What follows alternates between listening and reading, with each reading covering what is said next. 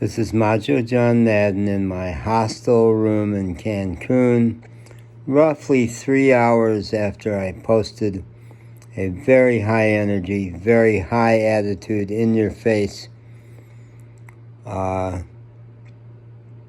diatribe about people who assume I don't know how to take care of myself. And I described 3 incidents in the hostel here who I, to one extent or another, blasted. 3 different people who patronized me. And I felt really good about it and still do. This is a very different mood. I'm really tired and I've had only a third of a beer, but I'm feeling it. But it's an appreciation of Charles, the hostile neighbor who I gave it to the worst. I blasted him and felt so good about it. He's a really, really interesting man. He's 59. He's a Brit. He has never, I don't think, had a lot of money. He makes his money working security at various venue events, from big concerts to all kinds of other things. So he can't make a lot of money, but he saves his pennies, and he has done extraordinary world travel. He's quite a vagabond. He's been Africa, Egypt, I don't know, Asia. He's been all over. He saves his money, and he's in Cancun now and staying at the hostel. And not a good listener. Talks non-stop, machine gun. Can't listen absolutely until tonight. Doesn't know how to listen. If you say something to join into the conversation, he may hesitate for a moment before going back to his stream of story, or he'll one-up I said to him, yeah, Mike Tyson, I stood next to him at a hotel lobby checking into our rooms together. And he says, I got one better than that. I mean, that's just the way he is.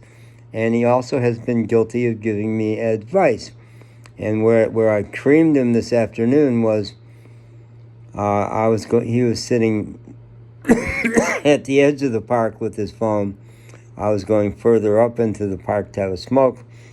And he says, I know you don't like advice, but I could tell you some things that could help you with your situation. And I said, what situation are you referring to? And he says, well, your leg weakness and your exhaustion. Charles, I told you that because I missed the last bus the other night, I walked for 14 hours just Friday, 2 days ago. I don't have exhaustion. I don't have leg weakness. And you are a terrible listener. And it only occurred to me afterwards that he also insisted, and you had the 2 jabs, because he has this notion about I got sick from having the COVID vaccine. So I blasted him, and I basically said, I've had it with you. I don't want to talk to you anymore. So I came back out of the park, tiptoed past him.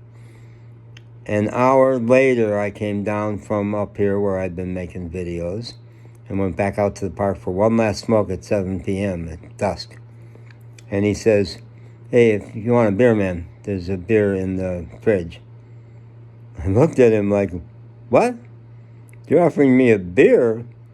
And I said, gee, Charles, that's nice. Thank you. I'm going to go have my smoke, and then I'll come back and get the beer.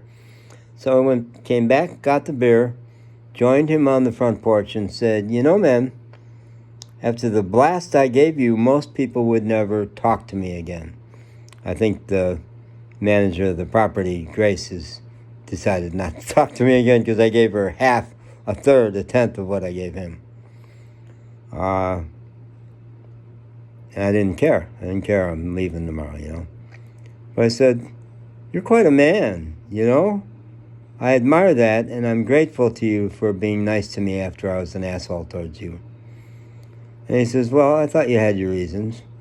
And I said, if you're willing to hear, I could try to explain why I was so mad. He says, yeah, you can tell me.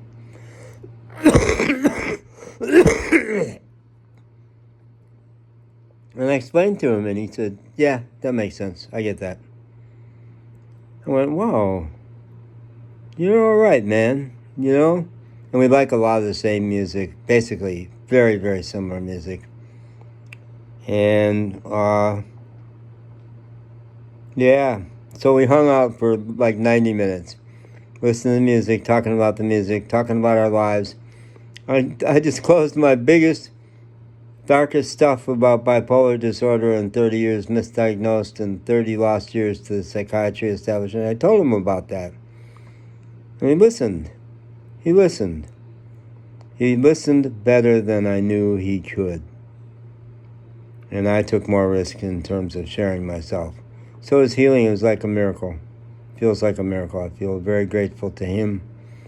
Grateful that it happened. Thank you, God. They say gracias a Dios down here. And he says, well, I said, they say, muy bien, gracias a Dios. They give credit to God. And then he says, well, adios means just goodbye, right? I said, no, it does not. It really means adios. I'm giving you to God. If you say adios, I'm giving you adios to God.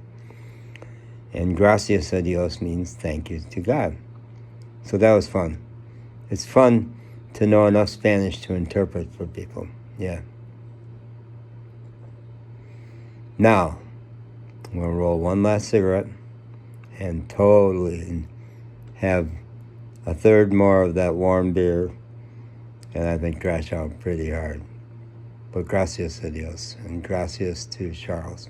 Good man.